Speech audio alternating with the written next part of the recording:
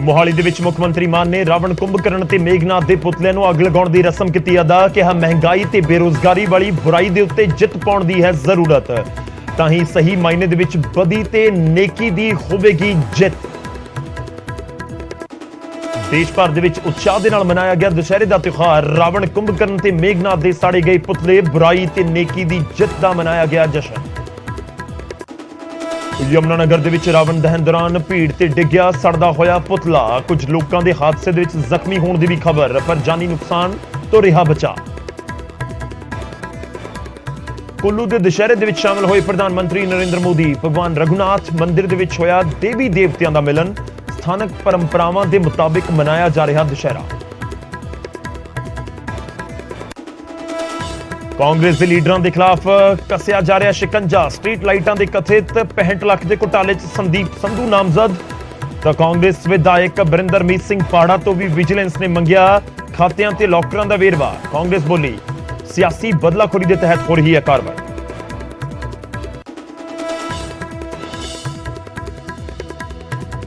ਪਠਾਨਕੋਟ ਪ੍ਰਸ਼ਾਸਨ ਨੇ ਮੰਤਰੀ ਨੂੰ ਭੇਜੀ ਜ਼ਮੀਨ ਦੇ ਉੱਤੇ ਹੋਈ ਡਿਲੀਵਰੀ ਮਾਮਲੇ ਦੀ ਰਿਪੋਰਟ।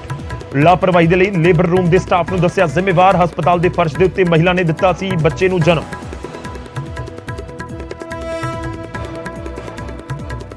ਮੁੰਬਈ ਚ ਰਿਲਾਇੰਸ ਹਸਪਤਾਲ ਨੂੰ ਬੰਬ ਦੇ ਨਾਲ ਉਡਾਉਣ ਦੀ ਧਮਕੀ। ਫੋਨ ਕਰਨ ਵਾਲੇ ਨੇ ਅੰਬਾਨੀ ਪਰਿਵਾਰ ਦਾ ਵੀ ਲਿਆ ਨਾਮ।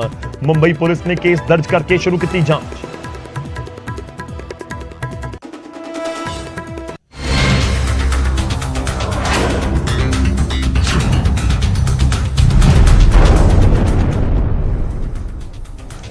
ਸਤਿ ਸ੍ਰੀ ਅਕਾਲ, ਸਵਾਗਤ ਹੈ। ਗੌਰਵ ਸ਼ੁਕਲਾ ਮੈਂ ਹਾਂ ਤੁਹਾਡੇ ਨਾਲ ਹਾਜ਼ਰ ਹਾਂ। ਫਰਕ ਤਾਂ ਪੈਂਦਾ ਹੈ ਲੈ ਕੇ। ਫਰਕ ਤਾਂ ਪੈਂਦਾ ਦੇ ਵਿੱਚ ਉਹ ਖਬਰਾਂ ਜੋ ਸਿੱਧਾ ਤੁਹਾਡੇ ਨਾਲ ਜੁੜੀਆਂ ਹੋਈਆਂ ਨੇ, ਜ਼ਰੂਰੀ ਨੇ ਸਭ ਦੇ ਲਈ ਜਾਣਨੀਆਂ। ਸ਼ੁਰੂਆਤ ਦੁਸ਼ਹਿਰੇ ਦੇ ਤਿਉਹਾਰ ਤੋਂ। ਕੁੱਲੂ ਦੇ ਵਿੱਚ ਦੁਸ਼ਹਿਰੇ ਦਾ ਮੇਲਾ ਸ਼ੁਰੂ ਹੋਇਆ, ਜਿਸ ਦੇ ਵਿੱਚ ਪ੍ਰਧਾਨ ਮੰਤਰੀ ਨਰਿੰਦਰ ਮੋਦੀ ਵੀ ਪਹੁੰਚੇ ਤੇ ਕੁੱਲੂ ਮੇਲੇ 'ਚ ਜਾਣ ਵਾਲੇ ਪਹਿਲੇ ਪ੍ਰਧਾਨ ਮੰਤਰੀ ਵੀ ਬਣੇ। ਪੀਐਮ ਭੀੜ ਦੇ ਵਿੱਚੋਂ ਲੰਘ ਕੇ ਦੇਵੀ ਦੇਵਤਿਆਂ ਦਾ ਆਸ਼ੀਰਵਾਦ ਲੈਣ ਵੀ ਪਹੁੰਚੇ।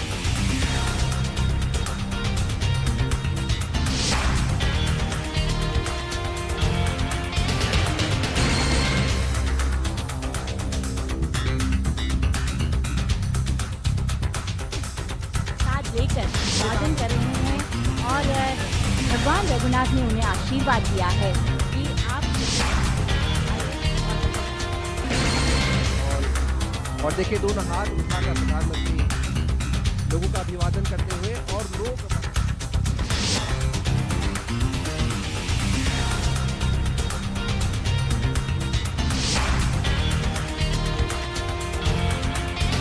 ਉਧਰ ਮੋਹਾਲੀ ਦੇ ਵਿੱਚ ਵੀ ਦੁਸ਼ਹਿਰੇ ਦੀਆਂ ਰੌਣਕਾਂ ਲੱਗੀਆਂ। ਫੇਜ਼ 8 ਦੇ ਦੁਸ਼ਹਿਰੇ ਦੇ ਵਿੱਚ ਮੁੱਖ ਮੰਤਰੀ ਭਗਵੰਤ ਮਾਨ ਵੀ ਸ਼ਾਮਲ ਹੋਏ ਅਤੇ ਉਹਨਾਂ ਬੁਰਾਈ ਦੇ ਪ੍ਰਤੀਕ ਰਾਵਣ ਦੇ ਪੁਤਲੇ ਨੂੰ ਅੱਗ ਲਗਾਈ।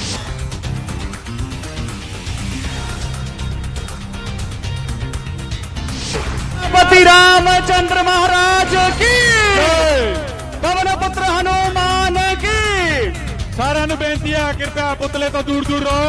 मैं सीएम साहब ਨੂੰ ਬੇਨਤੀ ਕਰਾਂਗਾ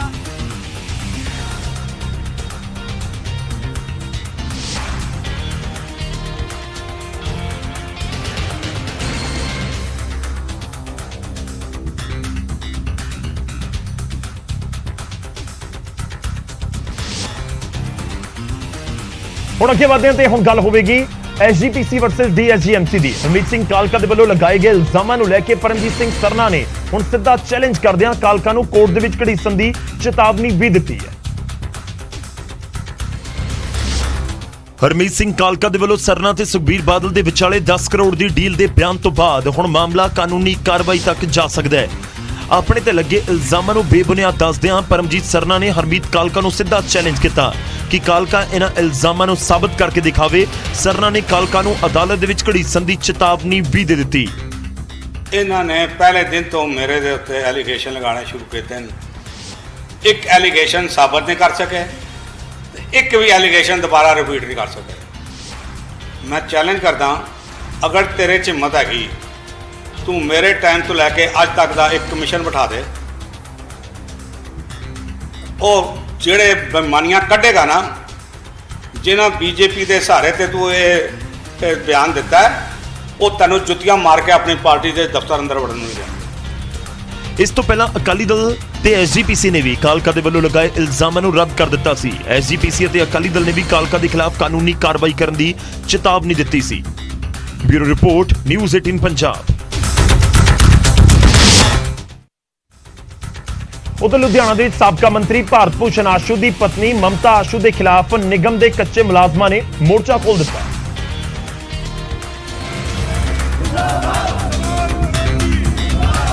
ਨਿਗਮ ਦੇ ਕੱਚੇ ਮੁਲਾਜ਼ਮ ਕੂੜੇ ਨਾਲ ਭਰੀਆਂ ਗੱਡੀਆਂ ਨੂੰ ਲੈ ਕੇ ਮਮਤਾ ਆਸ਼ੂ ਦੇ ਘਰ ਦੇ ਵੱਲ ਨਿਕਲੇ, ਜਿਸ ਦੀ ਵਜ੍ਹਾ ਨਾਲ ਉਹਨਾਂ ਦੇ ਘਰ ਦੀ ਸੁਰੱਖਿਆ ਪਹਿਲਾਂ ਹੀ ਵਧਾ ਦਿੱਤੀ ਗਈ।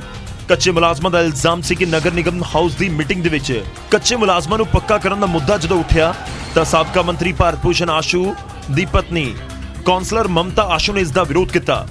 ਪਰ ਜਦੋਂ ਪ੍ਰਦਰਸ਼ਨਕਾਰੀ ਆਸ਼ੂ ਦੇ ਘਰ ਪਹੁੰਚੇ ਤਾਂ ਮਮਤਾ ਆਸ਼ੂ ਖੁਦ ਉਹਨਾਂ ਦੇ ਨਾਲ ਗੱਲ ਕਰਨ ਬਾਹਰ ਆ ਗਏ।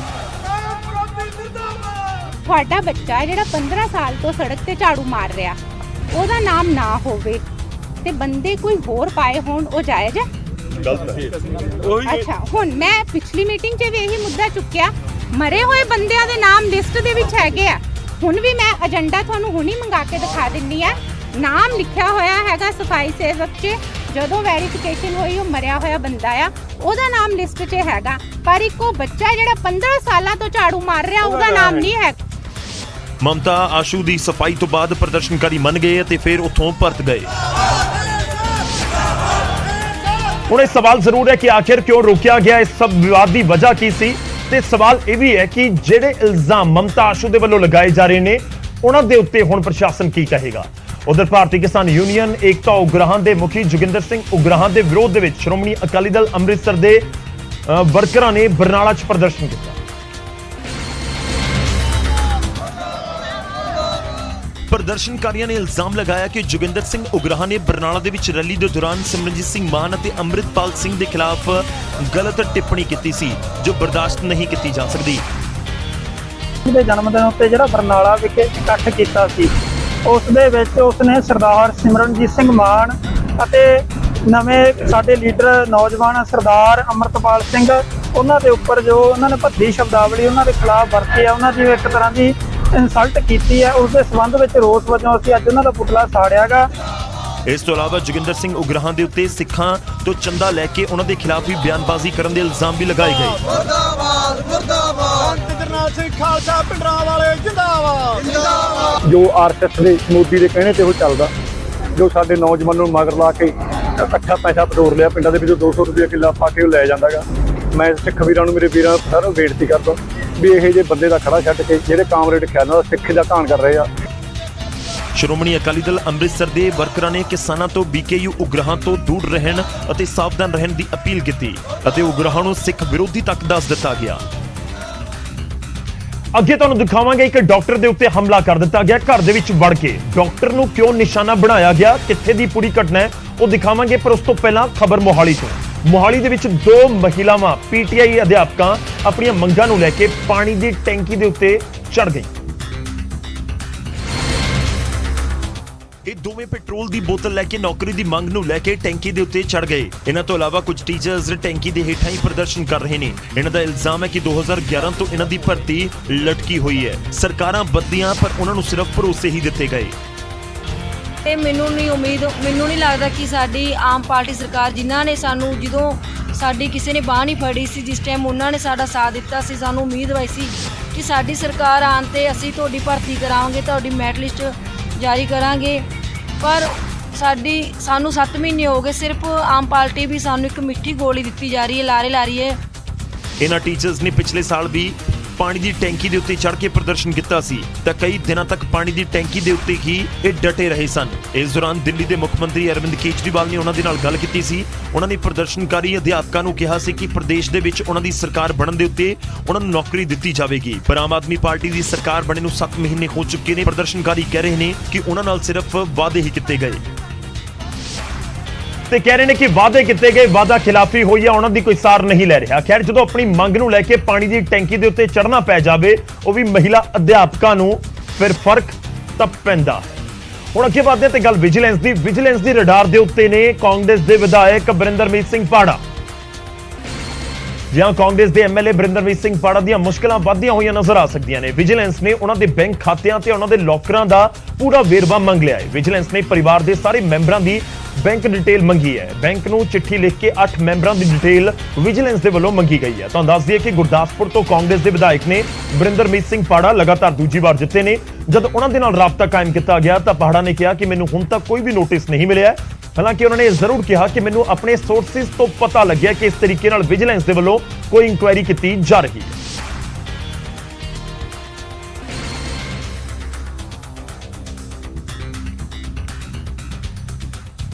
ਉਧਰ ਕਾਂਗਰਸ ਲੀਡਰਾਂ ਦੇ ਖਿਲਾਫ ਹੋ ਰਹੀ ਕਾਰਵਾਈ ਦੇ ਉੱਤੇ ਮੁੱਖ ਮੰਤਰੀ ਕਹਿ ਰਹੇ ਨੇ ਕਿ ਕਾਨੂੰਨ ਆਪਣਾ ਕੰਮ ਕਰ ਰਿਹਾ ਹੈ, ਜਦਕਿ ਕਾਂਗਰਸ ਕਹਿ ਰਹੀ ਹੈ ਕਿ ਬਦਲਾਖੋਰੀ ਦੀ ਨੀਤੀ ਆਮ ਆਦਮੀ ਪਾਰਟੀ ਦੀ ਸਰਕਾਰ ਅਪਣਾ ਰਹੀ ਹੈ। ਬੇਨਿਯਮੀਆਂ ਕੀਤੀਆਂ ਨੇ ਆਪਦੀ ਸਰਕਾਰ ਦੌਰਾਨ, ਮਨਮਾਨੀਆਂ ਕੀਤੀਆਂ ਨੇ, ਲੋਕਾਂ ਦੇ ਪੈਸੇ ਦੀ ਧੱਜੀਆਂ ਉਡਾਈਆਂ ਨੇ, ਤਾਂ ਉਹਦਾ ਹਿਸਾਬ ਤਾਂ ਫਿਰ ਜਿਹੜਾ ਜਨਤਾ ਨੂੰ ਲੈਣਾ ਬਣਦਾ ਹੈ। ਤੇ ਜਨਤਾ ਦੀ ਸਰਕਾਰ ਹੈ, ਅਸੀਂ ਆਪਣੇ ਵੱਲੋਂ ਕਾਨੂੰਨ ਮੁਤਾਬਕ ਜੋ ਕਾਰਵਾਈ ਹੋਊਗੀ ਉਹ ਕਰਾਂਗੇ। ਅੱਗੇ ਮਾਨਯੋਗ ਹਾਈ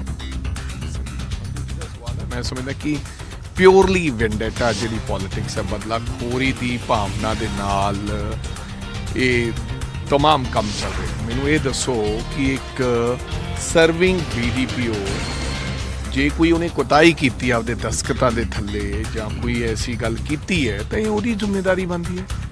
ਸੰਦੀਪ ਸੰਧੂ ਨਾ ਤਾਂ ਕੋਈ MLA ਹੈ, ਨਾ ਸੰਦੀਪ ਸੰਧੂ ਕਿਸੇ ਪ੍ਰਕਾਰ ਦਾ ਕੋਈ ਚੇਅਰਮੈਨ ਸੀਗਾ।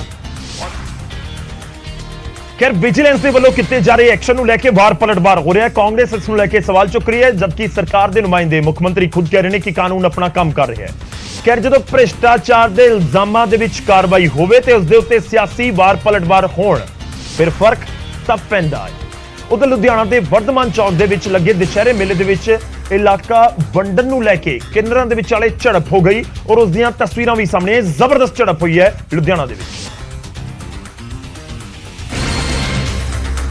ਦੇਖਦੇ ਹੀ ਦੇਖਦੇ ਕਿੰਨਰ ਇੱਕ ਦੂਜੇ ਦੇ ਖੂਨ ਦੇ ਪਿਆਸੇ ਹੋ ਗਏ। ਵਾਲਾਂ ਤੋਂ ਫੜ ਕੇ ਇੱਕ ਦੂਜੇ ਨੂੰ ਕਿੰਨਰ ਮਾਰਨ ਲੱਗੇ। ਮੇਲਾ ਦੇਖਣ ਆਏ ਲੋਕ ਵੀ ਡਰ ਗਏ। ਦੱਸਿਆ ਜਾ ਰਿਹਾ ਕਿ ਮੇਲੇ ਦੇ ਵਿੱਚ ਲੋਕਾਂ ਤੋਂ ਦੁਸ਼ਹਿਰੇ ਦੇ ਨਾਮ ਦੇ ਉੱਤੇ ਵਸੂਲੀ ਕੀਤੀ ਜਾ ਰਹੀ ਸੀ, ਜਿਸ ਦੀ ਵਜ੍ਹਾ ਨਾਲ ਮਾਹੌਲ ਗਰਮਾਇਆ ਅਤੇ ਇਲਾਕਾ ਵੰਡਿਆ ਹੋਣ ਦੀ ਵਜ੍ਹਾ ਨਾਲ ਕਿੰਨਰ ਆਮੋ ਸਾਹਮਣੇ ਹੋ ਗਏ। ਕੁਝ ਕਿੰਨਰਾਂ ਨੇ ਇੱਕ ਨੂੰ ਘੇਰ ਲਿਆ ਅਤੇ ਉਸ ਦੇ ਨਾਲ ਕੁੱਟਮਾਰ ਕਰਨੀ ਸ਼ੁਰੂ ਕਰ ਦਿੱਤੀ। ਆਲੇ ਦੁਆਲੇ ਮੌਜੂਦ ਲੋਕਾਂ ਦੀ ਭੀੜ ਦੇ ਵਿੱਚੋਂ ਕਿਸੇ ਇੱਕ ਨੇ ਵੀ ਇਹਨਾਂ ਨੂੰ ਛੁਡਵਾਉਣ ਦੀ ਕੋਸ਼ਿਸ਼ ਨਹੀਂ ਕੀਤੀ। ਆਖਿਰ ਦੇ ਵਿੱਚ ਪੁਲਿਸ ਨੇ ਮੌਕੇ ਉੱਤੇ ਪਹੁੰਚ ਕੇ ਕਿੰਨਰਾਂ ਨੂੰ ਸ਼ਾਂਤ ਕਰਵਾਇਆ।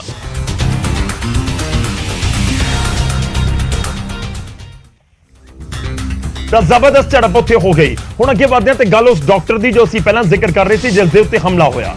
ਖਬਰ ਹੈ ਫਿਰੋਜ਼ਪੁਰ ਤੋਂ। ਫਿਰੋਜ਼ਪੁਰ ਦੇ ਵਿੱਚ ਘਰ ਦੇ ਅੰਦਰ ਵੜ ਕੇ ਇੱਕ ਡਾਕਟਰ ਦੇ ਉੱਤੇ ਹਮਲਾ ਕਰਨ ਦਾ ਮਾਮਲਾ ਸਾਹਮਣੇ ਆਇਆ। ਮਾਮਲਾ ਫਿਰੋਜ਼ਪੁਰ ਦੀ ਬੇਦੀ ਕਾਲੋਨੀ ਦਾ ਹੈ। ਹਮਲਾਵਰ ਮਰੀਜ਼ ਬਣ ਕੇ ਡਾਕਟਰ ਕਮਲਕਾਂਤ ਦੇ ਘਰ ਦੇ ਵਿੱਚ ਵੜੇ ਸਨ। ਘਰ ਦੇ ਵਿੱਚ ਵੜਦੇ ਹਮਲਾਵਰਾਂ ਨੇ ਡਾਕਟਰ ਦੇ ਉੱਤੇ ਚਾਕੂ ਨਾਲ ਹਮਲਾ ਕਰ ਦਿੱਤਾ ਅਤੇ ਫਿਰ ਘਰ ਦੇ ਵਿੱਚ ਰੱਖੇ ਪੈਸੇ ਲੁੱਟ ਲਏ। ਬਾਅਦ ਦੇ ਵਿੱਚ ਜਦੋਂ ਡਾਕਟਰ ਨੇ ਘਰ ਦੀ CCTV ਖੰਗਾਲੀ ਤਾਂ ਪਤਾ ਲੱਗਿਆ ਕਿ ਉਹ ਡਾਕਟਰ ਦਾ ਪੁਰਾਣਾ ਡਰਾਈਵਰ ਸੀ, ਜਿਸ ਨੂੰ ਫਰਾਡ ਦੀ ਵਜ੍ਹਾ ਨਾਲ 15 ਦਿਨ ਪਹਿਲਾਂ ਹੀ ਉਸਨੇ ਨੌਕਰੀ ਤੋਂ ਕੱਢ ਦਿੱਤਾ ਸੀ। ਇੱਕ ਪੇਸ਼ੈਂਟ ਜਿਹਨੇ ਮੇਰੇ ਕੋਲ ਆਏ, ਉਹਨਾਂ ਨੇ ਕਿਹਾ ਕਿ ਮੇਰੀ ਪ੍ਰੋਬਲਮ ਹੈ। ਜਦੋਂ ਮੈਂ ਦਵਾਈ ਲੈਣ ਅੰਦਰ ਗਿਆ, ਉਹ ਮੇਰੇ ਪਿੱਛੇ ਅੰਦਰ ਆ ਗਏ। ਉਹਨਾਂ ਨੇ ਮੇਰੇ ਤੇ ਕਿਰਚਾ ਨਾਲ ਹਮਲਾ ਕੀਤਾ। ਉਧਰ ਪੁਲਿਸ CCTV ਫੁਟੇਜ ਕਬਜ਼ੇ ਦੇ ਵਿੱਚ ਲੈ ਕੇ ਮੁਲਜ਼ਮ ਡਰਾਈਵਰ ਦੀ ਭਾਲ ਕਰ ਰਹੀ ਹੈ। ਪੁਰਾਣਾ ਡਰਾਈਵਰ ਸੀਗਾ ਟੋਨੀ ਨੇ ਆਪਣੇ ਬੰਦੇ ਭੇਜ ਕੇ ਡਾਕਟਰ ਸਾਹਿਬ ਤੇ ਹਮਲਾ ਕਰਵਾਇਆ ਜੀ, ਤੇ ਉਹਨਾਂ ਤੇ ਸੱਟਾਂ ਮਾਰੀਆਂ। ਦੋਸ਼ੀ ਮਗਰ ਭੱਜੇ ਕਰਦੇ ਹਨ। ਦੋਸ਼ੀ ਅਸੀਂ ਅਰੈਸਟ ਕਰ ਰਹੇ ਹਾਂ। ਡਾਕਟਰ ਦੇ ਪਰਿਵਾਰ ਨੇ ਡਰਾਈਵਰ ਦੇ ਖਿਲਾਫ ਪਹਿਲਾਂ ਸ਼ਿਕਾਇਤ ਇਸ ਲਈ ਨਹੀਂ ਕੀਤੀ ਸੀ ਕਿਉਂਕਿ ਉਹਨਾਂ ਨੂੰ ਡਰ ਸੀ ਕਿ ਕਿਤੇ ਉਹ ਕੁਝ ਗਲਤ ਹਰਕਤ ਨਾ ਕਰ ਦੇਵੇ। ਕਿ ਡਰਾਈਵਰ ਨੂੰ ਨੌਕਰੀ ਤੋਂ ਕੱਢਿਆ ਤੇ 15 ਦਿਨਾਂ ਦੇ ਵਿੱਚ ਡਾਕਟਰ ਦੇ ਘਰ ਵੜ ਕੇ ਉਸਨੇ ਹਮਲਾ ਕਰ ਦਿੱਤਾ। ਹੁਣ ਵਜ੍ਹਾ ਕੀ ਸੀ ਨੌਕਰੀ ਤੋਂ ਕੱਢਣ ਦੀ, ਇਹ ਵੀ ਇੱਕ ਵੱਡਾ ਸਵਾਲ ਹੈ। ਉਧਰ ਸੂਬੇ ਦੇ ਵਿੱਚ ਨਸ਼ੇ ਦਾ ਕਹਿਰ ਲਗਾਤਾਰ ਜਾਰੀ ਹੈ। ਬਠਿੰਡਾ ਦੇ ਵਿੱਚ ਜਿੱਥੇ ਨਸ਼ੇ ਦੀ ਓਵਰਡੋਜ਼ ਦੀ ਵਜ੍ਹਾ ਨਾਲ ਇੱਕ ਨੌਜਵਾਨ ਦੀ ਮੌਤ ਹੋ ਗਈ, ਤਾਂ ਉੱਥੇ ਤਰਨਤਾਰਨ ਦੇ ਵਿੱਚ ਇੱਕ ਸ਼ਖਸ ਨੇ 2 ਲੋਕਾਂ ਨੂੰ ਸ਼ਰੇਆਮ ਚਿੱਟਾ ਲਗਾਉਂਦੇ ਹੋਏ ਫੜਿਆ। ਪੰਜਾਬ 'ਚ ਨਸ਼ਾ ਕਿਸ ਕਦਰ ਪੈਰ ਪਸਾਰ ਚੁੱਕਿਆ ਹੈ ਦੱਸਣ ਦੀ ਜ਼ਰੂਰਤ ਨਹੀਂ। ਆਏ ਦਿਨ ਨਸ਼ੇ ਦੀ ਓਵਰਡੋਜ਼ ਦੀ ਵਜ੍ਹਾ ਦੇ ਨਾਲ ਮੌਤਾਂ ਦੇ ਮਾਮਲੇ ਸਾਹਮਣੇ ਆਉਂਦੇ ਨੇ। ਤਾਜ਼ਾ ਮਾਮਲਾ ਬਠਿੰਡਾ ਤੋਂ ਸਾਹਮਣੇ ਆਇਆ, ਜਿੱਥੇ ਦੀ ਧੋਬੀਆਣਾ ਬਸਤੀ ਦੇ ਵਿੱਚ ਨਸ਼ੇ ਦੀ ਓਵਰਡੋਜ਼ ਦੀ ਵਜ੍ਹਾ ਨਾਲ ਇੱਕ ਨੌਜਵਾਨ ਦੀ ਮੌਤ ਹੋ ਗਈ। ਲਾਸ਼ ਦੇ ਕੋਲੋਂ ਨਸ਼ੇ ਦੇ ਟੀਕੇ ਵੀ ਬਰਾਮਦ ਹੋਏ ਨੇ।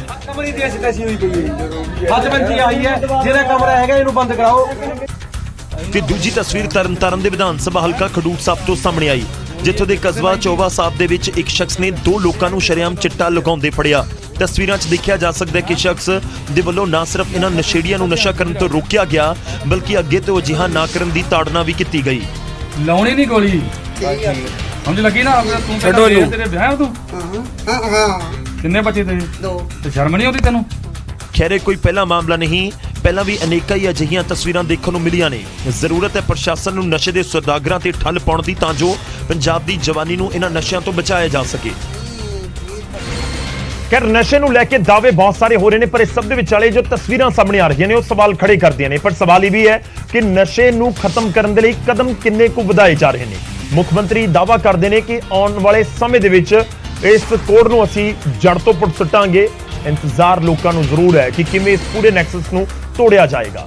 ਅਗਲੀ ਖਬਰ ਦਾ ਰੁਖ ਕਰਦੇ ਹਾਂ ਅੰਮ੍ਰਿਤਸਰ ਨੇੜਿਓਂ। ਅੰਮ੍ਰਿਤਸਰ 'ਚ ਸਰਹੱਦ ਦੇ ਨੇੜਿਓਂ ਹੈਰੋਇਨ ਬਰਾਮਦ ਕੀਤੀ ਗਈ ਹੈ। BSF ਨੇ ਕਰੋੜਾਂ ਰੁਪਏ ਦੀ ਹੈਰੋਇਨ ਬਰਾਮਦ ਕੀਤੀ ਹੈ। ਸਰਹੱਦ ਪਾਰ ਤੋਂ 4 ਪੈਕੇਟ ਸੁੱਟੇ ਗਏ ਸੀ ਤੇ BSF ਨੇ 9mm ਦੇ 50 ਕਾਰਤੂਸ ਵੀ ਬਰਾਮਦ ਕੀਤੇ ਨੇ। ਕੰਡਿਆਲੀ ਤਾਰ ਦੇ ਨੇੜੇ ਬਰਾਮਦਗੀ ਕੀਤੀ ਗਈ ਹੈ। ਤਾਂ ਪਾਕਿਸਤਾਨ ਵਾਲੇ ਪਾਸਿਓਂ ਗੁਆਂਢੀ ਮੁਲਕ ਤੋਂ ਲਗਾਤਾਰ ਇੱਕੋ ਕੋਸ਼ਿਸ਼ ਜਾਰੀ ਹੈ ਕਿ ਭਾਰਤ ਦੇ ਅੰਦਰ ਕਿਵੇਂ ਹਥਿਆਰ ਭੇਜ ਦਿੱਤੇ ਜਾਣ ਤੇ ਨਸ਼ਾ ਭੇਜ ਦਿੱਤਾ ਜਾਵੇ। ਤਾਂ ਇਹ ਜਿਹੜੇ ਕਾਰਤੂਸ ਵੀ ਬਰਾਮਦ ਕੀਤੇ ਗਏ ਨੇ ਤੇ 4 ਪੈਕੇਟ ਹੈਰੋਇਨ ਦੇ ਵੀ ਬਰਾਮਦ ਹੋਏ ਨੇ। ਨਸ਼ਾ ਲਗਾਤਾਰ ਆ ਰਿਹਾ ਹੈ। ਪੰਜਾਬ ਸਣੇ ਦੇਸ਼ ਦੇ ਵੱਖ-ਵੱਖ ਕੋਨਿਆਂ ਦੇ ਵਿੱਚ ਇੱਥੋਂ ਪਹੁੰਚਾ ਦਿੱਤਾ ਜਾਂਦਾ ਜੋ ਇਲਜ਼ਾਮ ਲੱਗਦੇ ਨੇ। ਸਵਾਲ ਇਹ ਹੈ ਕਿ ਇਹ ਸਿਲਸਿਲਾ ਵੀ ਕਿਵੇਂ ਰੁਕੇਗਾ, ਕਿਉਂਕਿ ਇਹ ਲਗਾਤਾਰ ਬਰਾਮਦਗੀਆਂ ਹੋ ਰਹੀਆਂ ਨੇ।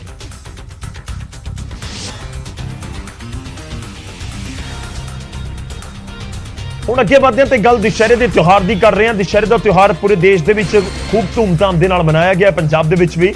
ਤੇ ਸਾਡਾ ਅੱਜ ਦਾ ਸਵਾਲ ਹੁਣ ਉਸ ਦੀ ਵਾਰੀ ਹੈ। ਅੱਜ ਦਾ ਸਵਾਲ ਇਸ ਮੁੱਦੇ ਨਾਲ ਹੀ ਜੁੜਿਆ ਹੋਇਆ ਹੈ। ਜੀ ਹਾਂ, ਸਵਾਲ ਅਸੀਂ ਅੱਜ ਪੁੱਛ ਰਹੇ ਹਾਂ ਕਿ ਭਗਵਾਨ ਰਾਮ ਨੇ ਕਿਹੜਾ ਧਨੁਸ਼ ਤੋੜਿਆ ਸੀ। ਜੀ ਹਾਂ, ਤੁਹਾਨੂੰ ਯਾਦ ਹੋਏਗਾ ਕਿ ਜੋ ਰਾਮਾਇਣ ਦੇ ਵਿੱਚ ਜ਼ਿਕਰ ਹੁੰਦਾ ਹੈ, ਜਦੋਂ ਸਵੈੰਬਰ ਦੇ ਵਿੱਚ ਪਹੁੰਚੇ ਸਨ ਭਗਵਾਨ ਰਾਮ, ਤਾਂ ਉੱਥੇ ਉਹਨਾਂ ਨੇ ਕਿਹੜਾ ਧਨੁਸ਼ ਤੋੜਿਆ ਸੀ। 4 ਆਪਸ਼ਨ ਤੁਹਾਨੂੰ ਦੇ ਰਹੇ ਹਾਂ। A ਪਿਨਾਕ, B ਗਾਂਡੀਵ, C ਆਨੰਦਕਾ ਜਾਂ D ਪਿੰਦਕਾ। ਤਾਂ ਇਹਨਾਂ ਦੇ ਵਿੱਚ ਸਹੀ ਆਪਸ਼ਨ ਕੀ ਹੈ ਤੁਹਾਨੂੰ ਦੱਸਾਂਗੇ। ਸਾਡੀਆਂ ਪੁਰਾਣੀ ਕਥਾਵਾਂ ਦੇ ਰਾਮਾਇਣ ਦੇ ਹਿਸਾਬ ਦੇ ਨਾਲ ਕੀ ਕੁਝ ਤੱਥ ਹੈ ਉਹ ਪੂਰੀ ਡਿਟੇਲ। ਬਾਅਦ ਦੇ ਸੈਕਟਰ 16 ਦੇ ਵਿੱਚ QRG ਹਸਪਤਾਲ ਦੇ ਵਿੱਚ ਹਾਦਸਾ ਹੋ ਗਿਆ। ਇਸ ਹਾਦਸੇ ਦੇ ਵਿੱਚ 4 ਲੋਕਾਂ ਦੀ ਮੌਤ ਹੋ ਗਈ।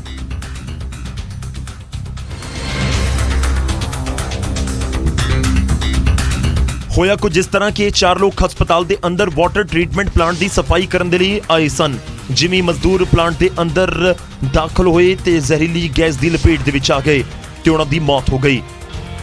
डिटेल हम कंपनी से ले रहे हैं, उनको फ़ोन वगैरह में मिला रहे हैं। अभी नाम वगैरह नहीं पता चल पा रहे इनके। दिल्ली से बताए जा रहे हैं कि दिल्ली के? हाँ जी, दिल्ली से। किसकी लगता है सर लापरवाही किसकी लगती है यहाँ पर? देखिए अभी इसकी इंक्वायरी हम कर रहे हैं, जिसकी भी लापरवाही होगी कार्रवाई नियमानुसार करेंगे। ਅਕਸਰ ਦੇਖਿਆ ਜਾਂਦਾ ਹੈ ਕਿ ਬਿਨਾਂ ਸੁਰੱਖਿਆ ਦੇ ਉਪਕਰਨਾਂ ਦੇ ਮਜ਼ਦੂਰਾਂ ਨੂੰ ਗੰਦੇ ਪਾਣੀ ਦੇ ਅੰਦਰ ਉਤਾਰ ਦਿੱਤਾ ਜਾਂਦਾ ਹੈ, ਜਿਸ ਦੇ ਨਾਲ ਲਗਾਤਾਰ ਇਸ ਤਰੀਕੇ ਦੇ ਹਾਦਸੇ ਹੋਣ ਦੀ ਸੰਭਾਵਨਾ ਬਣੀ ਰਹਿੰਦੀ ਹੈ। ਪਹਿਲਾਂ ਵੀ ਇਸ ਤਰ੍ਹਾਂ ਦੀਆਂ ਲਾਪਰਵਾਹੀਆਂ ਵੇਖਣ ਨੂੰ ਮਿਲੀਆਂ ਨੇ। ਅਕਸਰ ਠੇਕੇਦਾਰਾਂ ਤੇ ਲਾਪਰਵਾਹੀ ਦੇ ਇਲਜ਼ਾਮ ਲੱਗਦੇ ਨੇ। ਇਸ ਮਾਮਲੇ 'ਚ ਵੀ ਫਿਲਹਾਲ ਠੇਕੇਦਾਰ ਦੇ ਖਿਲਾਫ ਮਾਮਲਾ ਦਰਜ ਕੀਤਾ ਗਿਆ ਹੈ। ਅਦਾਲਤ ਦੀ ਸਖਤੀ ਦੇ ਬਾਵਜੂਦ ਵੀ ਕਿਉਂ ਉਸ ਸੀਵਰੇਜ ਟ੍ਰੀਟਮੈਂਟ ਪਲਾਂਟ ਦੇ ਵਿੱਚ ਇਹਨਾਂ ਲੋਕਾਂ ਨੂੰ, ਇਹਨਾਂ ਮੁਲਾਜ਼ਮਾਂ ਨੂੰ ਉਤਰਨ ਦਿੱਤਾ ਗਿਆ? ਠੇਕੇਦਾਰ ਦੇ ਉੱਤੇ ਜ਼ਰੂਰ ਸਵਾਲ ਉੱਠਦੇ ਨੇ। ਹਸਪਤਾਲ ਪ੍ਰਸ਼ਾਸਨ ਵੀ ਸਵਾਲਾਂ ਦੇ ਘੇਰੇ ਵਿੱਚ ਹੈ। ਖੈਰ, ਜਦੋਂ ਕਿਸੇ ਦੀ ਜ਼ਿੰਦਗੀ ਤੋਂ ਵੀ ਜ਼ਿਆਦਾ ਕਿਸੇ ਹੋਰ ਮੁੱਦੇ ਨੂੰ, ਖਾਸ ਤੌਰ ਤੇ ਟ੍ਰੀਟਮੈਂਟ ਪਲਾਂਟ ਨੂੰ ਸਫਾਈ ਕਰਨ ਨੂੰ ਅਹਿਮੀਅਤ ਦਿੱਤੀ ਜਾਵੇ, ਫਿਰ ਫਰਕ ਤਾਂ ਪੈਂਦਾ ਹੈ। ਹੁਣ ਖਬਰ ਮੁੰਬਈ ਤੋਂ। ਮੁੰਬਈ ਦੇ ਰਿਲਾਇੰਸ ਫਾਊਂਡੇਸ਼ਨ ਹਸਪਤਾਲ ਨੂੰ ਇੱਕ ਵਾਰ ਫਿਰ ਤੋਂ ਬੰਬ ਦੇ ਨਾਲ ਉਡਾਉਣ ਦੀ ਧਮਕੀ ਦਿੱਤੀ ਗਈ ਹੈ। ਹਸਪੀਟਲ ਦੇ ਲੈਂਡਲਾਈਨ ਨੰਬਰ ਦੇ ਉੱਤੇ ਇੱਕ ਅਣਪਛਾਤੇ ਸ਼ਖਸ ਦੀ ਕਾਲ ਆਈ, ਜਿਸ ਦੇ ਵਿੱਚ ਕਾਲਰ ਨੇ ਅੰਬਾਨੀ ਪਰਿਵਾਰ ਦੇ ਕੁਝ ਮੈਂਬਰਸ ਦਾ ਨਾਮ ਵੀ ਲਿਆ ਅਤੇ ਭੱਦੀ ਸ਼ਬਦਾਵਲੀ ਦਾ ਇਸਤੇਮਾਲ ਕੀਤਾ। ਇਹ ਕਾਲ 12:57 ਦੇ ਉੱਤੇ ਆਇਆ ਸੀ। ਇਸ ਤੋਂ ਬਾਅਦ ਤੋਂ ਹਸਪਤਾਲ ਅਤੇ ਐਂਟੀਲੀਆ ਦੀ ਸੁਰੱਖਿਆ ਵਧਾ ਦਿੱਤੀ ਗਈ ਹੈ। आज दिन में 12:57 पे एक अननोन नंबर से HN रिलायंस फाउंडेशन हॉस्पिटल के लैंडलाइन नंबर पे ये कॉल आई थी। कॉलर ने हॉस्पिटल को बम से उड़ाने की धमकी दी और अंबानी परिवार के कुछ सदस्यों के नाम से भी जान से मारने की उसने धमकी दी। इस मामले की मुंबई पुलिस ने तुरंत गंभीरता से इसको लेते हुए इसमें तुरंत कार्रवाई शुरू की है। एचएन रिलायंस फाउंडेशन और एंटीलिया दोनों ही जगह पे BDDS चेकिंग करा करके वहाँ पे सुरक्षा में वाड़ की गई है। ਇਸ ਤੋਂ ਪਹਿਲਾਂ ਵੀ ਕਈ ਵਾਰ ਅੰਬਾਨੀ ਫੈਮਿਲੀ ਨੂੰ ਜਾਨ ਤੋਂ ਮਾਰਨ ਦੀ ਧਮਕੀ ਮਿਲ ਚੁੱਕੀ ਹੈ। 15 ਅਗਸਤ ਦੇ ਦਿਨ ਵੀ ਇੱਕ ਸ਼ਖਸ ਨੇ ਕਾਲ ਕਰਕੇ ਮੁਕੇਸ਼ ਅਤੇ ਨੀਤਾ ਅੰਬਾਨੀ ਨੂੰ ਜਾਨ ਤੋਂ ਮਾਰਨ ਦੀ ਧਮਕੀ ਦਿੱਤੀ ਸੀ। ਇਸ ਦਿਨ ਰਿਲਾਇੰਸ ਫਾਊਂਡੇਸ਼ਨ ਹਸਪੀਟਲ ਦੇ ਲੈਂਡਲਾਈਨ ਨੰਬਰ ਦੇ ਉੱਤੇ ਧਮਕੀ ਭਰੇ 8 ਕਾਲ ਆਏ ਸਨ। ਕਾਲਰ ਨੇ ਉਹਨਾਂ ਦੇ ਪੂਰੇ ਪਰਿਵਾਰ ਨੂੰ 3 ਘੰਟਿਆਂ 'ਚ ਖਤਮ ਕਰਨ ਦੀ ਧਮਕੀ ਦਿੱਤੀ। ਹਾਲਾਂਕਿ ਇਸ ਮਾਮਲੇ 'ਚ ਪੁਲਿਸ ਨੇ ਇੱਕ ਸ਼ਖਸ ਨੂੰ ਗ੍ਰਿਫਤਾਰ ਵੀ ਕਰ ਲਿਆ ਸੀ। ਹੁਣ ਅੱਗੇ ਵਧਦੇ ਹਾਂ ਤੇ ਗੱਲ GST ਦੀ। ਪੰਜਾਬ ਦੇ GST ਮਾਲੀਏ ਦੇ ਵਿੱਚ ਇਜ਼ਾਫਾ ਹੋਇਆ, ਕਰੀਬ 22% ਦਾ 22.6% ਦਾ ਇਜ਼ਾਫਾ ਹੋਇਆ। 6 ਮਹੀਨਿਆਂ ਦੇ ਵਿੱਚ 10,604 ਕਰੋੜ ਦੀ GST ਕਲੈਕਸ਼ਨ ਕੀਤੀ ਗਈ ਹੈ। ਮਾਨ ਸਰਕਾਰ ਦੇ ਵੱਲੋਂ ਇਹ ਦਾਅਵਾ ਕੀਤਾ ਗਿਆ ਪਹਿਲੀ ਵਾਰ ਸਭ ਤੋਂ ਜ਼ਿਆਦਾ GST ਕਲੈਕਸ਼ਨ ਹੋਇਆ ਹੈ। 2021 ਦੇ 6 ਮਹੀਨਿਆਂ ਦੇ ਵਿੱਚ ਜਿਹੜੇ ਇਹ 6 ਮੰਥਸ ਨੇ ਇਹਨਾਂ ਦੇ ਵਿੱਚ 8,650 ਕਰੋੜ ਰੁਪਏ ਦੀ GST ਆਮਦਨ ਹੋਈ ਸੀ ਤਾਂ ਸਤੰਬਰ ਦੇ ਵਿੱਚ 1710 ਕਰੋੜ ਦੀ GST ਆਮਦਨ ਹੋਈ ਹੈ। ਵਿੱਤ ਮੰਤਰੀ ਹਰਪਾਲ ਚੀਮਾ ਦੇ ਮੁਤਾਬਕ 2022-2023 ਦੇ ਲਈ 20,550 ਕਰੋੜ ਦੀ GST ਆਮਦਨ ਦਾ ਅਨੁਮਾਨ ਹੈ ਅਤੇ ਸਰਕਾਰ ਨੇ 6 ਮਹੀਨਿਆਂ ਦੇ ਵਿੱਚ 50% ਤੋਂ ਵੱਧ GST ਕਲੈਕਸ਼ਨ ਕੀਤੀ ਹੈ। ਇਹ ਦਾਅਵਾ ਕੀਤਾ ਜਾ ਰਿਹਾ ਹੈ।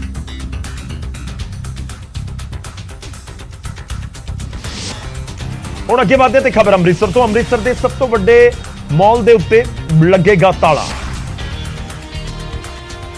ਜੀ ਮਸ਼ਹੂਰ ਅਲਫਾ 1 ਮਾਲ ਬੰਦ ਹੋ ਸਕਦਾ ਹੈ। ਪਿਛਲੇ 8 ਸਾਲਾਂ ਤੋਂ ਕਰੋਨਾ ਦਾ ਟੈਕਸ ਇਸ ਮਾਲ ਦੇ ਪ੍ਰਬੰਧਕਾਂ ਦੇ ਵੱਲੋਂ ਨਹੀਂ ਭਰਿਆ ਗਿਆ। 28 ਕਰੋੜ 63 ਲੱਖ ਰੁਪਏ ਦਾ ਜਿਹੜਾ ਟੈਕਸ ਹੈ ਉਹ ਬਕਾਇਆ। ਨਿਗਮ ਨੇ ਮਾਲ ਆਫ ਅੰਮ੍ਰਿਤਸਰ ਨੂੰ ਸੀਲਿੰਗ ਦਾ ਨੋਟਿਸ ਵੀ ਭੇਜ ਦਿੱਤਾ ਹੈ। ਪ੍ਰੋਪਰਟੀ ਟੈਕਸ ਦੇ ਲਈ ਕਈ ਵਾਰ ਆਲਰੇਡੀ ਨਿਗਮ ਦੇ ਵੱਲੋਂ ਨੋਟਿਸ ਭੇਜਿਆ ਜਾ ਚੁੱਕਾ ਹੈ।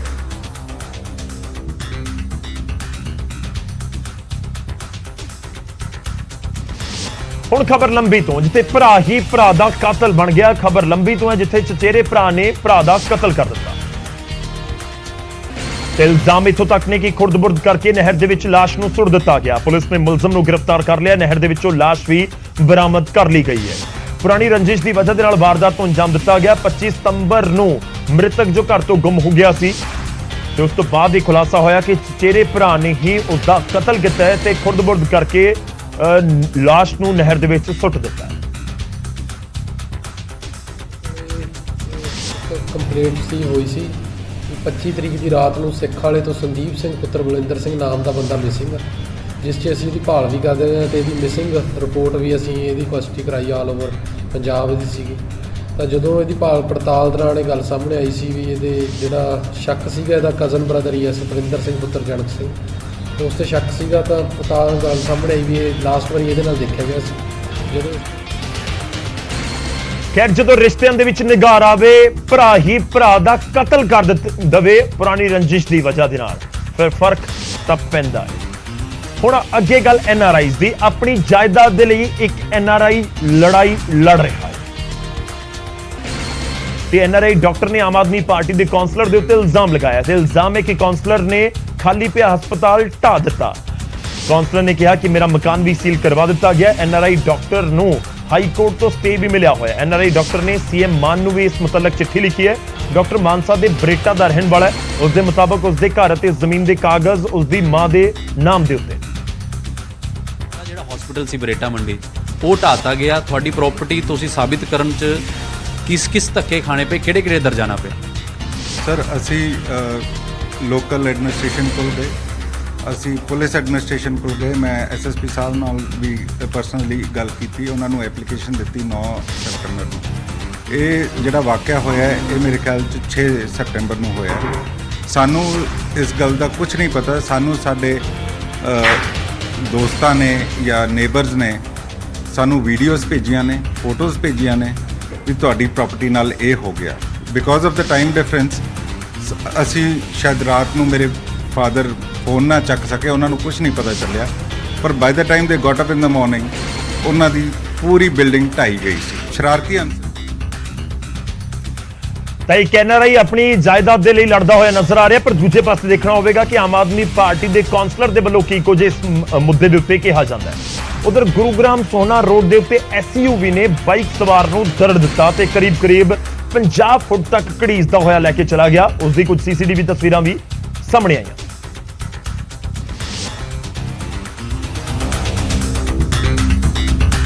ਹਾਦਸੇ ਦੇ ਵਿੱਚ ਬਾਈਕ ਸਵਾਰ ਦੀ ਮੌਕੇ ਤੇ ਹੀ ਮੌਤ ਹੋ ਗਈ। ਹਾਦਸਾ 28 ਸਤੰਬਰ ਰਾਤ 10 ਵਜੇ ਦਾ, ਪਰ ਸੀਸੀਟੀਵੀ ਦੀਆਂ ਤਸਵੀਰਾਂ ਹੁਣ ਸਾਹਮਣੇ ਆਈਆਂ ਜਿਸ ਦੇ ਵਿੱਚ ਬਾਈਕ ਸਵਾਰ ਯੂ ਟਰਨ ਲੈਂਦਾ ਨਜ਼ਰ ਆਉਂਦਾ ਹੈ। ਜਿਵੇਂ ਹੀ ਬਾਈਕ ਸਵਾਰ ਨੇ ਟਰਨ ਲਿਆ, ਸਾਹਮਣੇ ਤੋਂ ਆ ਰਹੀ ਐਸਯੂਵੀ ਉਸ ਨੂੰ ਦਰੜ ਦਿੰਦੀ ਹੈ ਅਤੇ ਕਰੀਬ 50 ਫੁੱਟ ਤੱਕ ਘੜੀਸਦੀ ਹੋਈ ਲੈ ਜਾਂਦੀ ਹੈ। ਹਾਦਸੇ ਤੋਂ ਬਾਅਦ ਐਸਯੂਵੀ ਡਰਾਈਵਰ ਮੌਕੇ ਤੋਂ ਫਰਾਰ ਹੋ ਜਾਂਦਾ ਹੈ। ਹਾਲਾਂਕਿ ਕੁਝ ਲੋਕ ਐਸਯੂਵੀ ਦੇ ਪਿੱਛੇ ਭੱਜਦੇ ਵੀ ਨਜ਼ਰ ਆਉਂਦੇ ਨੇ, ਪਰ ਫੜ ਨਹੀਂ ਪਾਉਂਦੇ। ਬਾਈਕ ਸਵਾਰ ਬਿਹਾਰ ਦਾ ਰਹਿਣ ਵਾਲਾ ਸੀ। ਉਧਰ ਹੁਣ ਤੱਕ ਐਸਯੂਵੀ ਦੇ ਚਾਲਕ ਦਾ ਕੁਝ ਪਤਾ ਨਹੀਂ ਲੱਗ ਸਕਿਆ। ਹੁਣ ਖਬਰ ਮੁੰਬਈ ਤੋਂ ਲਵਾਂਗੇ। ਤੇਜ਼ ਰਫ਼ਤਾਰ ਦਾ ਕਹਿਰ ਉੱਥੇ ਵੇਖਣ ਨੂੰ ਮਿਲਿਆ। ਮੁੰਬਈ ਦੇ ਬਾਂਦਰਾ ਵਰਲੀ ਸੀ ਲਿੰਕ ਦੇ ਉੱਤੇ ਦਰਦਨਾਕ ਹਾਦਸਾ ਹੋ ਗਿਆ। ਹਾਦਸੇ ਦੀਆਂ ਕੁਝ ਲਾਈਵ ਤਸਵੀਰਾਂ ਵੀ ਸਾਹਮਣੇ ਆਈਆਂ ਨੇ। ਬਹੁਤ ਦਰਦਨਾਕ ਹਾਦਸਾ ਇਹ ਉੱਥੇ ਵਾਪਰਿਆ। ਇਸ ਵੀਡੀਓ 'ਚ ਇੱਕ ਤੇਜ਼ ਰਫ਼ਤਾਰ ਕਾਰ ਦੂਰ ਤੋਂ ਆਉਂਦੀ ਨਜ਼ਰ ਆ ਰਹੀ ਹੈ ਜੋ ਸੜਕ ਕਿਨਾਰੇ ਖੜੀਆਂ ਗੱਡੀਆਂ ਨਾਲ ਟਕਰਾ ਜਾਂਦੀ ਹੈ। ਦੱਸਿਆ ਜਾ ਰਿਹਾ ਕਿ ਪਹਿਲਾਂ 2 ਗੱਡੀਆਂ ਦਾ ਆਪਸ ਦੇ ਵਿੱਚ ਐਕਸੀਡੈਂਟ ਹੋਇਆ ਤੇ ਐਕਸੀਡੈਂਟ ਦੇ ਵਿੱਚ ਜ਼ਖਮੀ ਹੋਏ ਲੋਕਾਂ ਦੇ ਲਈ ਐਂਬੂਲੈਂਸ ਪਹੁੰਚੀ ਤੇ ਬਾਅਦ ਦੇ ਵਿੱਚ 3 ਹੋਰ ਗੱਡੀਆਂ ਟਕਰਾ ਗਈਆਂ।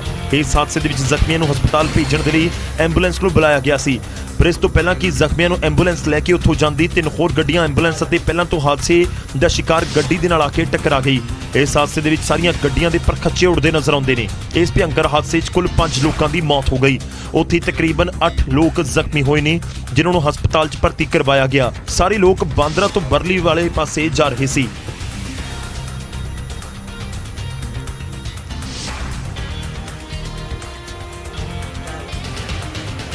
ਖੈਰ, ਜਦੋਂ ਐਂਬੂਲੈਂਸ ਸੱਦੀ ਹੋਵੇ ਤੇ ਉਸਦੀ ਐਂਬੂਲੈਂਸ ਆਉਣ ਦੇ ਬਾਅਦ ਇੱਕ ਹੋਰ ਗੱਡੀ ਆ ਕੇ ਟੱਕਰ ਮਾਰ ਦੇਵੇ, ਇਹ ਕਿਹਾ ਜਾਂਦਾ ਹੈ ਕਿ ਸਭ ਕੁਝ ਤੈਅ ਹੁੰਦਾ ਹੈ ਕਿ ਕਿੱਥੇ ਕੀ ਹੋਣਾ ਹੈ।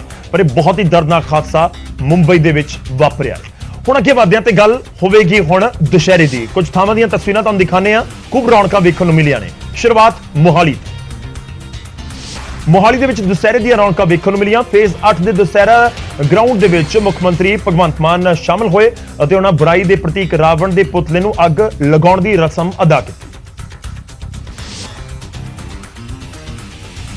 ਹੁਣ ਤਸਵੀਰਾਂ ਤੁਹਾਨੂੰ ਦਿਖਾਵਾਂਗੇ ਲੁਧਿਆਣਾ ਦੇ ਦੁਰਾਹਾ ਤੋਂ। ਦੁਰਾਹਾ ਦੇ ਵਿੱਚ ਮੁੱਖ ਮੰਤਰੀ ਭਗਵੰਤ ਮਾਨ ਦੀ ਪਤਨੀ ਡਾਕਟਰ ਗੁਰਪ੍ਰੀਤ ਕੌਰ ਨੇ ਰਾਵਣ ਦਹਨ ਦੀ ਰਸਮ ਅਦਾ ਕੀਤੀ। ਇਸ ਮੌਕੇ ਉਹਨਾਂ ਕਿਹਾ ਕਿ ਸਾਨੂੰ ਦੁਸ਼ਹਿਰੇ ਤੋਂ ਬਹੁਤ ਕੁਝ ਸਿੱਖਣ ਨੂੰ ਮਿਲਦਾ ਹੈ। ਰਾਵਣ ਦਹਨ ਤੋਂ ਪਹਿਲਾਂ ਉਹਨਾਂ ਨੇ ਸ਼ਹੀਦ ਆਜ਼ਮ ਭਗਤ ਸਿੰਘ ਦੇ ਬੁੱਤ ਦੇ ਉੱਤੇ ਫੁੱਲਾਂ ਦਾ ਹਾਰ ਪਾ ਕੇ ਸ਼ਹੀਦਾਂ ਨੂੰ ਸ਼ਰਧਾਂਜਲੀ ਵੀ ਦਿੱਤੀ। ਹੁਣ ਰੁਕ ਕਰਦੇ ਹਾਂ ਸਮਾਣਾ ਦੇ ਵੱਲ। ਸਮਾਣਾ ਤੋਂ ਤਸਵੀਰਾਂ। ਸਮਾਣਾ ਦੇ ਵਿੱਚ ਵੀ ਦੁਸ਼ਹਿਰੇ ਦਾ ਤਿਉਹਾਰ ਧੂਮਧਾਮ ਦੇ ਨਾਲ ਮਨਾਇਆ ਗਿਆ। ਇਸ ਮੌਕੇ ਸਿਹਤ ਮੰਤਰੀ ਚੇਤਨ ਸਿੰਘ ਜੌੜਾ ਮਾਜਰਾ ਨੇ ਉੱਥੇ ਸ਼ਿਰਕਤ ਕੀਤੀ। ਵੱਡੀ ਗਿਣਤੀ ਦੇ ਵਿੱਚ ਲੋਕ ਵੀ ਮੌਜੂਦ ਸਨ। ਹੁਣ ਤਸਵੀਰਾਂ ਅੰਮ੍ਰਿਤਸਰ ਦੇ ਦੁਰਗਿਆਣਾ ਮੰਦਿਰ ਤੋਂ। ਅੰਮ੍ਰਿਤਸਰ 'ਚ ਦੁਰਗਿਆਣਾ ਮੰਦਿਰ ਕਮੇਟੀ ਨੇ ਦੁਸਹਿਰਾ ਮਨਾਇਆ। ਇਸ ਵਾਰ ਰਾਵਣ ਅਤੇ ਮੇਘਨਾਥ ਦੇ ਹੀ ਪੁਤਲੇ ਸਾੜੇ ਗਏ। ਇਹ ਦੋਵੇਂ ਪੁਤਲੇ 120 ਫੁੱਟ ਉੱਚੇ ਬਣਾਏ ਗਏ ਸਨ। ਦੁਸਹਿਰਾ ਸਮਾਗਮ ਦੇ ਵਿੱਚ ਸਾਬਕਾ ਸਿਹਤ ਮੰਤਰੀ ਲక్ష్ਮੀਕਾਂਤਾ ਚਾਵਲਾ, ਕੈਬਨਿਟ ਮੰਤਰੀ ਇੰਦਰਬੀਰ ਸਿੰਘ ਨਿੱਜਰ ਅਤੇ ਵਿਧਾਇਕ ਕੁੰਵਰ ਵਿਜੇ ਪ੍ਰਤਾਪ ਸ਼ਾਮਲ। ਹੁਣ ਰੁਕ ਕਰਦੇ ਹਾਂ ਚੰਡੀਗੜ੍ਹ ਦਾ। ਚੰਡੀਗੜ੍ਹ ਦੇ ਵਿੱਚ ਕਿਹੋ ਜਿਹੀਆਂ ਤਸਵੀਰਾਂ ਉਹ ਵੀ ਦਿਖਾਣੇ। ਚੰਡੀਗੜ੍ਹ ਦੇ ਵਿੱਚ ਰਾਵਣ ਦੇ ਪੁਤਲੇ ਦਾ ਦਹਨ ਸੈਕਟਰ 46 ਦੇ ਵਿੱਚ ਕੀਤਾ ਗਿਆ। ਇੱਥੇ 90 ਫੁੱਟ ਦਾ ਉੱਚਾ ਰਾਵਣ ਦਾ ਪੁਤਲਾ ਬਣਾਇਆ ਗਿਆ ਸੀ ਜਿਸ ਨੂੰ ਅੱਗ ਦੇ ਹਵਾਲੇ ਕੀਤਾ ਗਿਆ। ਕਾਬਿਲੇ ਗੌਰ ਹੈ ਕਿ ਸੈਕਟਰ 46 ਦੇ ਵਿੱਚ ਹੀ ਕੁੰਭਕਰਨ, ਰਾਵਣ ਤੇ ਮੇਘਨਾਥ ਦੇ ਪੁਤਲੇ ਬਣਾਏ ਗਏ ਸੀ, ਪਰ ਮੇਘਨਾਥ ਦਾ ਪੁਤਲਾ ਕਿਸੇ ਨੇ ਇੱਕ ਰਾਤ ਪਹਿਲਾਂ ਹੀ ਸਾੜ ਦਿੱਤਾ ਸੀ।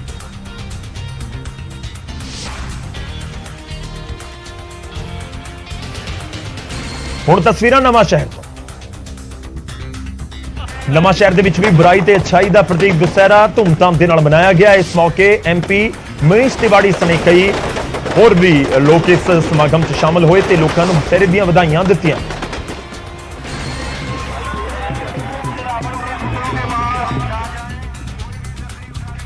ਹੁਣ ਤਸਵੀਰਾਂ ਫਤਿਹਗੜ੍ਹ ਸਾਹਿਬ ਦੇ ਬੱਸੀ ਪਠਾਣਾ ਤੋਂ। ਬੱਸੀ ਪਠਾਣਾ ਦੇ ਵਿੱਚ ਵੀ ਧੂਮਧਾਮ ਦੇ ਨਾਲ ਦੁਸ਼ਹਿਰੇ ਦਾ ਤਿਉਹਾਰ ਮਨਾਇਆ ਗਿਆ। ਇਸ ਤੋਂ ਪਹਿਲਾਂ ਸ਼ਹਿਰ ਦੇ ਵਿੱਚ ਸ਼ੋਭਾ ਯਾਤਰਾ ਵੀ ਕੱਢੀ ਗਈ ਜਿਸ ਦੇ ਵਿੱਚ ਵੱਡੀ ਗਿਣਤੀ ਦੇ ਵਿੱਚ ਸ਼ਰਧਾਲੂ ਸ਼ਾਮਲ ਹੋਏ। ਦੱਸ ਦਈਏ ਕਿ ਬੱਸੀ ਪਠਾਣਾ ਦੇ ਵਿੱਚ ਰਾਮਲੀਲਾ ਕਮੇਟੀ ਦੇ ਵੱਲੋਂ ਪਿਛਲੇ 56 ਸਾਲਾਂ ਤੋਂ ਰਾਮਲੀਲਾ ਤੇ ਦੁਸ਼ਹਿਰੇ ਦਾ ਤਿਉਹਾਰ ਮਨਾਇਆ ਜਾ ਰਿਹਾ ਹੈ ਖੂਬ ਧੂਮਧਾਮ ਦੇ ਨਾਲ। ਇਸ ਵਾਰ ਵੀ ਖੂਬ ਰੌਣਕਾਂ ਉੱਥੇ ਵੇਖਣ ਨੂੰ ਮਿਲੀਆਂ। ਹੁਣ ਦਿਖਾਵਾਂਗੇ ਤਸਵੀਰਾਂ ਤੁਹਾਨੂੰ ਲੁਧਿਆਣਾ। ਲੁਧਿਆਣਾ ਦੇ ਵਿੱਚ ਵੀ ਬਦੀ ਤੇ ਨੇਕੀ ਦੀ ਜਿੱਤ ਦਾ ਤਿਉਹਾਰ ਮਨਾਇਆ ਗਿਆ ਜਿੱਥੇ ਰਾਵਣ, ਕੁੰਭਕਰਨ ਅਤੇ ਮੇਘਨਾਥ ਦੇ ਪੁਤਲਿਆਂ ਨੂੰ ਸਾੜਿਆ ਗਿਆ। ਬਹੁਤ ਵੱਡੀ ਗਿਣਤੀ ਦੇ ਵਿੱਚ ਲੋਕ ਪਹੁੰਚੇ ਹੋਏ ਸੀ। ਤੇ ਖੂਬ ਉੱਚੇ ਰਾਵਣ ਕੁੰਭਕਰਨ ਦੇ ਮੇਘਨਾਥ ਦੇ ਪੁਤਲੇ ਬਣਾਏ ਗਏ ਸਨ ਤੇ ਬਦੀ ਤੇ ਨੇਕੀ ਦੀ ਜਿੱਤ ਦਾ ਜਸ਼ਨ ਉੱਥੇ ਵੀ ਨਜ਼ਰ ਆਇਆ। ਹੁਣ ਤਸਵੀਰਾਂ ਤੁਹਾਨੂੰ ਦਿਖਾਵਾਂਗੇ ਦੁਸ਼ਹਿਰੇ ਦੀਆਂ ਰੌਣਕਾਂ ਦੀਆਂ ਜਲੰਧਰ ਤੋਂ। ਜਲੰਧਰ ਦੇ ਸੈਂਟਰਲ ਟਾਊਨ ਇਲਾਕੇ ਦੇ ਵਿੱਚ ਮਨਾਏ ਗਏ ਬਦੀ ਤੇ ਨੇਕੀ ਦੀ ਜਿੱਤ ਦੇ ਜਸ਼ਨ ਦੇ ਵਿੱਚ ਤਸਵੀਰਾਂ ਨਜ਼ਰ ਆਈਆਂ। ਰਾਵਣ ਕੁੰਭਕਰਨ ਤੇ ਮੇਘਨਾਥ ਦੇ ਪੁਤਲਿਆਂ ਨੂੰ ਅੱਗ ਲਗਾਈ ਗਈ। ਬਦੀ ਉੱਤੇ ਨੇਕੀ ਦੀ ਜਿੱਤ ਦਾ ਇਤਿਹਾਰ ਮਨਾਇਆ ਗਿਆ ਜਲੰਧਰ ਦੇ ਵਿੱਚ ਵੀ ਔਰ ਵੱਡੀ ਗਿਣਤੀ 'ਚ ਲੋਕ ਸ਼ਾਮਲ ਹੋਏ। ਹੁਣ ਰੁਕ ਕਰਦੇ ਹਾਂ ਹਰਿਆਣਾ ਦੇ ਗੋਹਾਣਾ ਤੋਂ ਵੀ ਕੁਝ ਤਸਵੀਰਾਂ ਸਾਹਮਣੇ ਆਈਆਂ। ਹਰਿਆਣਾ ਦੇ ਗੋਹਾਣਾ ਦੇ ਵਿੱਚ ਵੀ ਦੁਸਹਿਰਾ ਧੂਮਧਾਮ ਦੇ ਨਾਲ ਮਨਾਇਆ ਗਿਆ। ਪੁਰਾਣੀ ਸਬਜ਼ੀ ਮੰਡੀ ਦੇ ਵਿੱਚ 2 ਥਾਵਾਂ ਦੇ ਉੱਤੇ ਇੱਕੋ ਸਮੇਂ ਰਾਵਣ ਦੇ ਪੁਤਲਿਆਂ ਦਾ ਦਹਨ ਜਿਹਾਂ ਸਾਰੇ ਦੇਸ਼ ਦੇ ਵਿੱਚ ਦੁਸਹਿਰਾ ਮਨਾਇਆ ਗਿਆ। ਥਾਂ ਰਾਵਣ ਦੇ ਪੁਤਲੇ ਸਾੜੇ ਗਏ, ਪਰ ਲੁਧਿਆਣਾ ਦੇ ਪਾਇਲ ਦੇ ਵਿੱਚ ਰਾਵਣ ਦਾ ਪੁਤਲਾ ਸਾੜਿਆ ਨਹੀਂ ਜਾਂਦਾ। ਉੱਥੇ ਰਿਵਾਇਤ ਹੈ ਸਗੋਂ ਇੱਥੇ ਰਾਵਣ ਦੀ ਪੂਜਾ ਕੀਤੀ ਜਾਂਦੀ ਹੈ। ਇਸ ਪਿੰਡ ਦੇ ਵਿੱਚ ਰਾਵਣ ਦਾ ਕਈ ਸਾਲ ਪੁਰਾਣਾ ਬੁੱਤ ਵੀ ਬਣਿਆ ਹੋਇਆ ਹੈ, ਜਿੱਥੇ ਬੱਕਰੇ ਦੀ ਬਲੀ ਵਜੋਂ ਉਸ ਦਾ ਕੰਨ ਕੱਟਿਆ ਜਾਂਦਾ ਹੈ ਤੇ ਸ਼ਰਾਬ ਦਾ ਭੋਗ ਵੀ ਲਗਾਇਆ ਜਾਂਦਾ ਹੈ। 7 ਪੀੜ੍ਹੀਆਂ ਤੋਂ ਦੂਬੇ ਪਰਿਵਾਰ ਇਹ ਰੀਤ ਸੰਭਾਲਦਾ ਆ ਰਿਹਾ। ਤੇ ਹੁਣ ਵਾਰੀ ਹੈ ਅੱਜ ਦੇ ਸਵਾਲ ਦੀ ਤੇ ਉਸ ਦਾ ਜਵਾਬ ਦੱਸਣ ਦੀ। ਦੁਸ਼ਹਿਰੇ ਦਾ ਤਿਉਹਾਰ ਰਾਮਲੀਲਾ ਪਿਛਲੇ ਕਈ ਦਿਨਾਂ ਦੇ ਵਿੱਚ ਤੁਸੀਂ ਵੀ ਦੇਖੀ ਹੋਏਗੀ, ਵੱਖ-ਵੱਖ ਥਾਵਾਂ ਦੇ ਉੱਤੇ ਹੋਈ ਹੈ। ਇਸ ਕਰਕੇ ਅਸੀਂ ਸਵਾਲ ਵੀ ਅੱਜ ਰਾਮਾਇਣ ਦੇ ਨਾਲ ਹੀ ਜੁੜਿਆ ਹੋਇਆ ਪੁੱਛਿਆ। ਸਵਾਲ ਸੀ ਕਿ ਭਗਵਾਨ ਰਾਮ ਨੇ ਕਿਹੜਾ ਧਨੁਸ਼ ਤੋੜਿਆ ਸੀ? 4 ਆਪਸ਼ਨ ਤੁਹਾਨੂੰ ਦਿੱਤੇ, A ਪਿਨਾਕ, B ਗਾਂਡੀਵ, C ਆਨੰਦਕਾ ਜਾਂ D ਪਿੰਦਕਾ। ਤਾਂ ਸਹੀ ਜਵਾਬ ਕੀ ਹੈ ਉਹ ਵੀ ਕੁਝ ਹੀ ਪਲਾਂ 'ਚ ਤੁਹਾਡੀ ਟੀਵੀ ਸਕਰੀਨ ਦੇ ਉੱਤੇ ਜਵਾਬ ਆਏਗਾ ਤੇ ਸਹੀ ਆਪਸ਼ਨ ਹੈ ਆਪਸ਼ਨ A ਪਿਨਾਕ। ਜੀ ਹਾਂ, ਪਿਨਾਕ ਭਗਵਾਨ ਸ਼ਿਵ ਦਾ ਧਨੁਸ਼ ਹੈ। ਰਾਮਾਇਣ ਦੇ ਵਿੱਚ ਇਸ ਧਨੁਸ਼ ਦਾ ਜ਼ਿਕਰ ਆਉਂਦਾ ਹੈ ਜਦੋਂ ਸ਼੍ਰੀ ਰਾਮ ਇਸ ਨੂੰ ਮਾਤਾ ਸੀਤਾ ਨੂੰ ਆਪਣੀ ਪਤਨੀ ਦੇ ਰੂਪ ਦੇ ਵਿੱਚ ਜਿੱਤਣ ਦੇ ਲਈ ਭੰਗ ਕਰਦੇ ਨੇ। ਪਿਨਾਕ ਧਨੁਸ਼ ਦੇ ਬਾਰੇ ਦੇ ਵਿੱਚ ਕਿਹਾ ਜਾਂਦਾ ਹੈ ਕਿ ਇਸ ਨੂੰ ਦੇਵਤਾਵਾਂ ਦੇ ਕਹਿਣ ਦੇ ਉੱਤੇ ਵਿਸ਼ਵਕਰਮਾ ਨੇ ਬਣਾਇਆ ਸੀ। ਵਿਸ਼ਵਕਰਮਾ ਨੇ ਸ਼ਿਵ ਅਤੇ ਵਿਸ਼ਨੂੰ ਦੇ ਲਈ ਵੱਖ-ਵੱਖ 2 ਧਨੁਸ਼ ਬਣਾਏ ਸਨ। ਇਸ ਧਨੁਸ਼ ਦੇ ਤੀਰਾਂ ਨੇ ਇੱਕ ਵਾਰ ਪੂਰੇ ਸਵਰਗ ਲੋਕ ਨੂੰ ਕਵਰ ਕਰ ਦਿੱਤਾ ਸੀ, ਜਿਸ ਕਾਰਨ ਇਸ ਨੂੰ ਪਿਨਾਕ ਨਾਮ ਦਿੱਤਾ ਜਾਂਦਾ ਹੈ। ਇਸ ਦੇ ਵਿੱਚ P ਦਾ ਮਤਲਬ ਹੈ ਢਕਣਾ ਅਤੇ ਨਾਕ ਦਾ ਮਤਲਬ ਹੈ ਸਵਰਗ। ਸਵਰਗ ਨੂੰ ਢੱਕ ਦਿੱਤਾ ਸੀ ਇਸ ਦੇ ਤੀਰਾਂ ਨੇ, ਇਸ ਕਰਕੇ ਇਸ ਦਾ ਨਾਮ ਪਿਨਾਕ ਰੱਖਿਆ ਗਿਆ।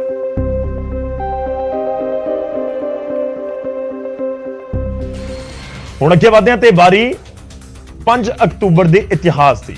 5 ਅਕਤੂਬਰ ਦਾ ਇਤਿਹਾਸ ਕੀ ਹੈ? ਐਜੂਕੇਸ਼ਨ ਦੇ ਨਾਲ ਜੁੜਿਆ ਹੋਇਆ। ਜੀ ਹਾਂ, ਵਿਸ਼ਵ ਸਿੱਖਿਆ ਦਿਵਸ 5 ਅਕਤੂਬਰ ਦੇਸ਼ ਦੇ ਵਿੱਚ ਹਰ ਸਾਲ ਸਿੱਖਕਾਂ ਅਧਿਆਪਕਾਂ ਦੇ ਸਨਮਾਨ ਦੇ ਵਿੱਚ 5 ਸਤੰਬਰ ਦਾ ਸਿੱਖਿਅਕ ਦਿਵਸ ਮਨਾਇਆ ਜਾਂਦਾ ਹੈ। ਠੀਕ ਇਸੇ ਤਰ੍ਹਾਂ ਪੂਰੀ ਦੁਨੀਆ ਦੇ ਵਿੱਚ ਅਧਿਆਪਕਾਂ ਨੂੰ ਸਨਮਾਨਿਤ ਕਰਨ ਦੇ ਲਈ 5 ਅਕਤੂਬਰ ਨੂੰ ਵਿਸ਼ਵ ਸਿੱਖਿਅਕ ਦਿਵਸ ਮਨਾਇਆ ਜਾਂਦਾ ਹੈ। ਯਾਨੀ ਪੂਰੀ ਦੁਨੀਆ ਦੇ ਵਿੱਚ ਜੋ ਅਧਿਆਪਕਾਂ ਨੂੰ ਸਨਮਾਨਿਤ ਕੀਤਾ ਜਾਂਦਾ ਉਹ 5 ਅਕਤੂਬਰ ਦੇ ਦਿਨ ਕੀਤਾ ਜਾਂਦਾ ਹੈ। ਅਸੀਂ ਭਾਰਤ ਦੀ ਗੱਲ ਕਰੀਏ ਤਾਂ ਇੱਥੇ ਟੀਚਰਸ ਡੇ 5 ਸਤੰਬਰ ਨੂੰ ਮਨਾਇਆ ਜਾਂਦਾ ਹੈ। ਖੈਰ, ਸਿੱਖਿਅਕ ਦਿਵਸ ਹੈ, ਇਸ ਕਰਕੇ ਸਾਰੇ ਅਧਿਆਪਕਾਂ ਨੂੰ ਇਸ ਸਿੱਖਿਅਕ ਦਿਵਸ ਦੀਆਂ ਵੀ ਮੁਬਾਰਕ।